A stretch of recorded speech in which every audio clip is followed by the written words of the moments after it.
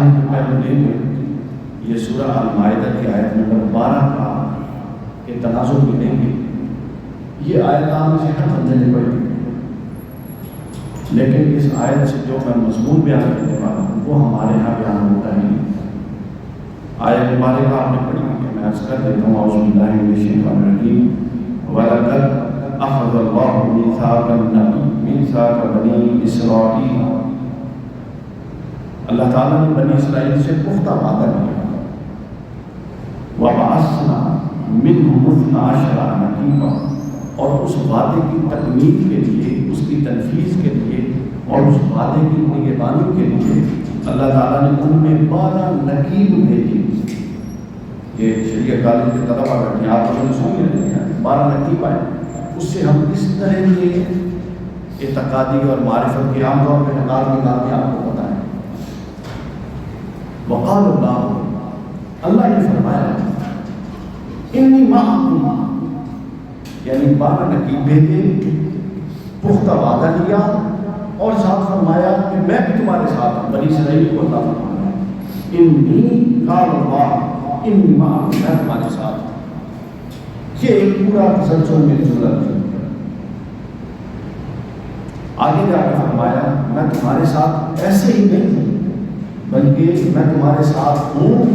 آگے آیا لئن، لام تاکید کے لیے اور ان شرطیہ تاکید کر دی کہ اس صورت میں میں تمہارے ساتھ ہوں، کہ اگر اس صورت میں اور اس شرط پہ میں تمہارے ساتھ ہوں کہ اگر تم یہ کرو گے جو میں آگے بیان کرنے والا ہوں، جو آج کرنا ہوگا. یعنی اگر تم یہ کرو گے جو آج ہم بیان کریں گے تو اللہ فرماتا ہے کہ لائن میں ضرور بے ضرور بشرطے کے تمہارے ساتھ. آج ہم نے جو پوائنٹ ڈسکس کرنا ہے وہ سمجھ لیجیے، آپ کو بڑی حیرت ہوگی. جو اخذ قانون ہے جو اخذ کیا ہے میں نے اس آیت سے، جو آگے مضمون آئے گا، اخذ یہ کیا ہے کہ ڈاکٹر صاحب معاشرے کی تعمیر میں مثبت کردار ادا کیے بغیر مغفرت کا اللہ کے ہاں کوئی تصور نہیں. اگر آپ اپنی سوسائٹی میں پازیٹیو رول پلے نہیں کر رہے، تخریب کر رہی ہیں، نیگیٹو رول پلے کر رہی ہیں، ڈسٹرکشن کی طرف جا رہی ہیں، کنسٹرکشن کی بجائے لوگوں کو اطمینان دینے کی بجائے ان کو منتشر کر رہے ہیں، لوگوں میں تعلقات بحال کروانے کی بجائے ان میں تفریق ڈلوا رہے ہیں، معاشرے میں اطمینان کا باعث بننے کی بجائے انارکی کا باعث بن رہے ہیں، تو اللہ فرماتا ہے آپ بے شک نمازی ہوں، آپ بے شک روزے دار ہوں، آپ بے شک نیک صالح ہوں، آپ کی مغفرت نہیں ہو سکتی. پھر سنیے، مغفرت کا تصور معاشرے میں مثبت کردار ادا کیے بغیر ممکن ہی نہیں ہے. یہ قرآن کا فلسفہ ہے. جب سے یہ ایک زوال پذیر تصور دین ہمارے سامنے آیا ہے تب سے نجات انفرادی مسئلہ بن گیا ہے. ہم یہ سمجھتے ہیں کہ ہم میں سے جو بندہ نیک ہے اس کی نجات ہے. انفرادی نجات کا تصور یہ اسلام میں سنے سے ہے ہی نہیں ہے. اسلام کا دیگر مذاہب سے امتیاز ہی یہ ہے کہ اسلام انفرادی نجات پر رلائے نہیں کرتا بلکہ معاشرتی نجات پر رلائے کرتا ہے، ریاستی نجات پر، قانونی نجات پر رلائے کرتا ہے. اگر آپ انفرادی نجات کا تصور رکھیں تو پھر آپ مسلمان ہوں، آپ یہودی ہوں، آپ عیسائی ہوں، آپ ہندو ہوں، آپ جین ہوں، آپ کا دنیا کی کسی بھی مذہب سے تعلق ہو، تو پھر عقل کا تقاضا یہ ہے کہ ہر ایک اپنے مذہب کے مطابق جو جنت میں جو نیک ہے اس کی بخشش ہونی چاہیے. کیونکہ انفرادی نجات کا تصور دنیا کے ہر مذہب میں پایا جاتا ہے. ہر مذہب میں انفرادی نجات میں 2-3 چیزیں، ایک تزکیہ باطن ہے، ایک تعلق باللہ ہے، اور ایک خود کو گناہ سے روکنا. یعنی اب دنیا کا کوئی مذہب ایسا ہے جو کہے کہ نہیں ہم نے جو اس کا خدا ہے اس کے ساتھ تعلق نہیں جوڑنا، مذہب کی بنیاد. لیکن اسلام اس پر نہیں کھڑا. انفرادی نجات کے تصور پر اسلام کی عمارت نہیں کھڑا. وہ تو کہتا ہے قُوا أَنفُسَكُمْ وَأَهْلِيكُمْ نَارًا. یہ بھی نہیں کہتا اپنے آپ کو آگ سے بچا، وہ کہتا ہے پیدا ہو کر ابتدائی اپنے آپ کو اور اپنے گھر والوں کو آپ سے، پھر اس کے بعد تو آپ پوائنٹ سمجھ رہے ہیں، معاشرے میں مثبت تعلیم کے بغیر اور مثبت کردار ادا کیے بغیر معاشرے کی تعلیم میں مغفرت کا کوئی تصور نہیں۔ میں اس طرح کا سورہ المائدہ کی روشنی میں ہم یہ ممتاز کریں گے کہ اللہ نے بنی اسرائیل سے وعدہ کیا، پھر وعدے کی نگہبانی کے بعد 12 نبی ان میں پیدا فرمایا تاکہ وہ دیکھیں کہ جو اللہ سے انہوں نے وعدہ کیا ہے وہ پورا بھی کرتے ہیں۔ پھر اس کے بعد اللہ نے اتنی تائید خیر دے دی، فرمایا کہ میں بھی تمہارے ساتھ ہوں، کہ میں بھی تمہارے ساتھ ہوں۔ جب یہ 3 چیزیں کر دیں، اب آگے شرط کا مضمون آپ کے سامنے وہ سنیں کہ کس بنیاد پر اللہ کا وعدہ قائم ہے، کس بنیاد پر اللہ تعالیٰ ہمارے ساتھ ہے، کس بنیاد پر ہماری بخشش اور مغفرت قائم ہو سکتی ہے، چونکہ آخر میں قرآن نے کہا، اسی آیت کے آخر میں جو میرا مضمون ہے، فَمَنْ كَفَرَ بَعْدَ ذَلِكَ فَقَدْ ضَلَّ سَوَاءَ السَّبِيلِ۔ پھر اس کے بعد جو کفر اختیار یعنی اس راہ سے جو بتا رہے آ رہے ہیں انہیں راہ کرے گا تو اسی راہ سے کرے گا۔ اب وہ چیز کیا ہے جو آپ کریں گے تو آپ کی مدار نجات ہے۔ لعن لام تعلیم کے لیے لگا ہے اور ان شرطیہ لگا ہے کہ اگر تم یہ کرو گے تو اس شرط پہ تمہیں یہ کچھ ملے گا، آپ وہ سن لیجیے۔ فرمایا لعن اقمتم الصلاۃ، سب سے پہلی بات یہ ہے کہ تم کیا کرو گے جی؟ نماز کو قائم کرو۔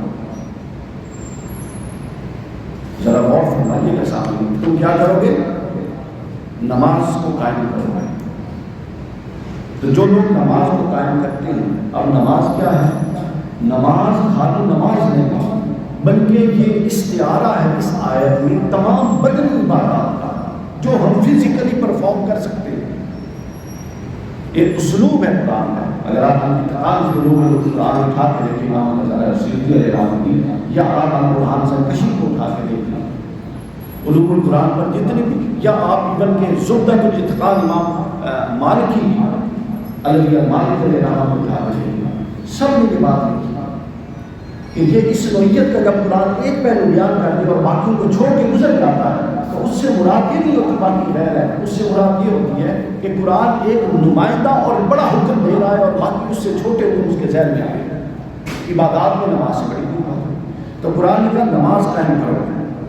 یہ بدنی عبادات اور طاعات کا استعارہ ہے کہ تم گویا نماز کہہ کر اللہ کہہ رہا ہے کہ تم میرا ہر حکم مانو گے اور ہر عبادت جو فرض کی گئی ہے وہ کرو گے۔ پھر آگے سنیے، اب نماز کیا ہے؟ یہ آپ کی ذات کا حصہ ہے، ذاتی عبادت ہے، میری ذاتی عبادت ہے، آپ کی ذاتی عبادت ہے نماز۔ تو گویا نماز کا حکم لے کر دوسرے پہلو اللہ تعالیٰ نے یہ کلیئر کر دیا کہ یہ ذات کی تہذیب ہے، یہ نفس کی تہذیب ہے، یہ تصور بندگی کو پختہ کرتی ہے، یہ عجز انکساری کو پختہ کرتی ہے۔ دوسرے لفظوں میں یہ انفرادی اصلاح کا ضابطہ ہے۔ تو اس آیت میں جو شرط اللہ نے لگائی تھی، لئن اقمتم الصلاۃ، اگر تم نماز قائم کرو گے، تو یہ ایک جملہ نہیں ہے نماز پڑھ دو گے، یہ شرط پہلے اللہ یہ بتا رہا ہے کہ تم اطاعت میں اپنے آپ کو مستعد رکھو گے، اوامر جو حکم دیے گئے ہیں ان پر عمل کرو گے، اپنی نفس کی اصلاح کرو گے، اپنی ذات کو مطابق شریعت کے تحت چلاؤ گے۔ یہ ذاتی اصلاح کا حصہ ہے پورا تو اللہ فرماتا ہے، تو یہ ایک حصہ ہو گیا اس شرط کا، جو میں کہہ رہا ہوں کہ میں تمہارے ساتھ ہوں، میں تمہاری مغفرت کروں گا، اور پھر آگے تیسری چیز ہے اس کو آگے بیان کریں۔ دوسری بات بتائی وَآتَيْتُمُ الزَّكَاةَ، اور دوسرے وہ لوگ کامیاب ہیں جو زکات دیتے ہیں۔ زکات کیا ہے؟ مالی عبادات کا استعارہ ہے، یہ فرض عبادت ہے مالی، اس کے نیچے ساری نفلی مالی صدقات اور عبادات شامل ہیں۔ یعنی معاشرے کے کمزور طبقات کو نظر انداز نہیں کرو گے، یہ وعدہ دیا جا رہا ہے، بلکہ ان کی بنیادی ضروریات کی کفالت کا حد الامکان کوشش کرو گے پوری کرنے کی۔ بنیادی ضروریات میں خوراک ہے، لباس ہے، تعلیم ہے، علاج ہے، اور آج کا وقت ہمارے سامنے ہے، لوگوں پر کیا مشکل وقت ہوگا؟ اللہ وعدہ دے کرو گے، اب یہ جو حصہ ہے زکوٰۃ دو گے، دوسروں کی مدد کرو گے، کسی کمزور طبقے کو چھوڑو گے نہیں، ان کے معاشی تعلق کو دیکھ کر گزر نہیں جاؤ گے، جو کر سکتے ہو کرو گے، یہ حصہ تعمیر معاشرہ سے متعلق ہے۔ پہلا حصہ کس سے متعلق تھا بتائیے؟ تعمیر ذات سے متعلق تھا، نماز پڑھنا ایک انفرادی عبادت ہے۔ اس کا چیپٹر میں نے اس کی وضاحت کر دی کہ وہ انفرادی عبادت ہے، انفرادی عبادت کا مقصود تزکیہ نفس ہے۔ اس کے بعد مالی عبادت ہے، مالی عبادت کا مقصود معاشرے کے وہ کمزور طبقات جو بنیادی قدروں سے محروم ہیں ان کو کم از کم اتنا فیڈ کیا جائے کہ وہ بنیادی سطح کی زندگی، انسانی سطح کی زندگی گزارنے کے قابل ہو جائے۔ یہ دوسرا حصہ ہے معاشرہ، یہ معاشرہ سازی کی اساس ہے۔ صرف وہ معاشرے دنیا میں قائم رہتے ہیں جو کمزور طبقات، جو طاقتور طبقات کمزور طبقات کی مدد کر کے ان کو اٹھاتے ہیں، اور جہاں طاقتور طبقات کمزور طبقات کو رگڑا دے کے دبانے میں لگ جائیں وہ معاشرے کبھی قائم نہیں رہتے۔ اور ہم بدقسمتی سے آج ایک ایسے معاشرے کا شکار ہیں کہ جہاں طاقتور کمزور کو جتنا رگڑا دے رہی ہیں دے رہے ہیں، اور لوگ خودکشیاں کر رہے ہیں۔ اس کی اعلیٰ ترین صورت یہ ہے۔ اچھا، اب یہ بات بیان کر کے قرآن نے کہ کیا کرو؟ لگاؤ، لوگوں پہ خرچ کرو۔ پہلا تھا انفرادی اصلاح، دوسرا کیا تھا زکوٰۃ ہے، یہ کیا تھی؟ معاشرتی بقا اسلام میں، یہ ان کا سمجھنے والا ہے۔ پہلا تھا انفرادی اصلاح، دوسرا تھا معاشرتی بقا، ابھی معاشرتی اصلاح آتی ہے۔ تو تیسرا جو قرآن مجید یہاں پر لایا وہ یہ لایا، پہلا میں نے عرض کر دیا لئن اقمتم الصلاۃ، دوسرا وآتیتم الزکاۃ، تیسرا وآمنتم برسولی وعزرتموہم وأقرضتم اللہ قرضا حسنا۔ اور جو تم خرچ کرو گے وہ ایک تو یہ ہوگا کہ جو کمزور طبقات ہیں ان کو خرچ کر کے ان کی بنیادی ضروریات پوری کر کے ایک لیسٹ منیمم لیونگ لیول پر ان کو لاؤ گے، ایک تو یہ حصہ ہے، ایک تو لیسٹ منیمم لیول پہ ان کو لاؤ گے، ایک تو یہ حصہ ہے۔ لیکن اس سے معاشرہ صرف بنے گا، قائم ہوگا، باقی نہیں رہے گا۔ بقا کے لیے پھر اس معاشرے کی جو تم نے مدد کر کے کھڑا کیا تھا اس معاشرے کی تہذیب باقی ہے، اس معاشرے کی تطہیر باقی ہے، اس معاشرے کی صفائی باقی ہے۔ اور وہ صفائی کیا ہوگی؟ پھر قرآن کہتا ہے کہ صفائی یہ ہوگی کہ پھر اللہ اس معاشرے میں ایک طبقہ کھڑا کرے گا جو حق کا بول بالا کرنے والا ہوگا، جو امر بالمعروف کرنے والا ہوگا، جو نہیں انل منکر کرنے والا ہوگا، جو اچھے کاموں کی ترغیب دے گا، جو ہر برا کام ہوتے ہوئے دیکھ کر اس سے روکے گا اور روکنے کی کوشش کرے گا۔ اللہ فرماتا ہے پھر تیسرا مقصد یہ ہے معاشرہ قائم کرنے کے بعد، معاشرہ بچانے کے لیے کہ تم ان کے پیچھے کھڑے ہو جاؤ جو یہ کام کریں اور ان پر خرچ کرو۔ ان پر خرچ کرنا اللہ فرماتا ہے ایسا ہی ہے جیسا تم مجھے کر کے رسنا دے رہے ہو۔ تو آپ دیکھیے مغفرت کا تصور، ڈاکٹر صاحب توجہ کرنا، مغفرت کا تصور نہ نماز یعنی ذاتی تطہیر پر قرآن نے ختم کیا، نہ محض کمزوروں کو اٹھانے پر ختم کر دیا، بلکہ ذاتی تطہیر کر کے، ذات کو صاف کر کے، ظاہر و باطن کی صفائی کے بعد معاشرے کے کمزور طبقات کو اٹھانے کا کہا، اور معاشرے کے کمزور طبقات کو اٹھانے کے بعد ان کے اندر سے جو اخلاقی رذائل ہیں، بے حیائیاں ہیں، منکرات ہیں، گناہگاریاں ہیں، ان کو ختم کرنے کے لیے کہا کہ جو طبقہ کام کر رہا ہے اس کو بیک اپ دو، اس کو سپورٹ کرو۔ یعنی معاشرہ قائم کرنا قرآن کا مقصد نہیں ہے، بلکہ ایک بامقصد پرامن اور ستھرا معاشرہ قائم کرنا قرآن کا مقصد ہے۔ آپ اندازہ کیجیے یہ وہ چیزیں تھیں جن کے لیے اللہ نے 12 نقیب مقرر کی، اور امام سیوطی نے تاریخ الخلفاء کے مقدمے میں لکھا ہے، حضور نے فرمایا کہ موسیٰ علیہ السلام کے لقب بھی 12 تھے اور مجھے بھی اللہ نے 12 میری نسل سے جو ہوں گے خلفاء عطا کیے، میں اہل بیت کی طرف اشارہ۔ تو جو لوگ پھر یہ تطہیر کا کام کر رہے ہیں معاشرے کی، ان کو بیک اپ دو۔ امام زین العابدین علیہ السلام صدقہ بہت دیتے ہیں، جب صدقہ دینے کو جاتا تو کھڑے ہو جاتے ہیں، کسی کو دینے لگتے نا تو کھڑے ہو جاتے ہیں۔ بعض روایتوں میں ہے کہ فقیر کا جس کو صدقہ دینے لگتے اس کا ہاتھ جھکتا، ادب کے ساتھ اس کو جھک کے صدقہ دیتے، حالانکہ اصل تو دینے والے کا ہاتھ اوپر ہوتا ہے اور لینے والے کا نیچے، لیکن امام زین العابدین کی عادت مبارکہ تھی کہ وہ ہاتھ نیچے رکھتے تھے اور لینے والے کا اوپر رکھتے تھے۔ کسی نے پوچھا کہ وجہ کیا ہے؟